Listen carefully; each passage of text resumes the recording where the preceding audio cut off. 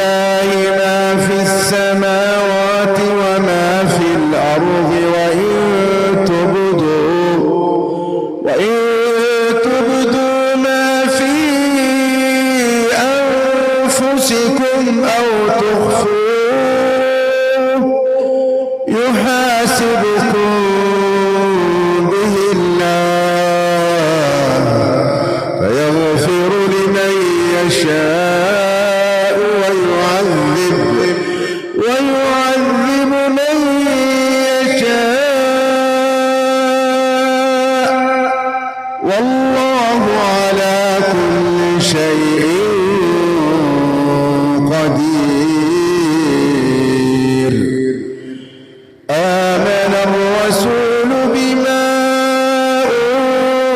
أنزل إليه من ربه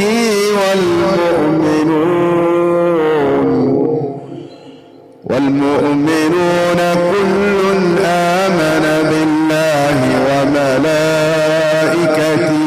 وكتبه ورسله لا نفرق بين أحد من رسله وقالوا سمعنا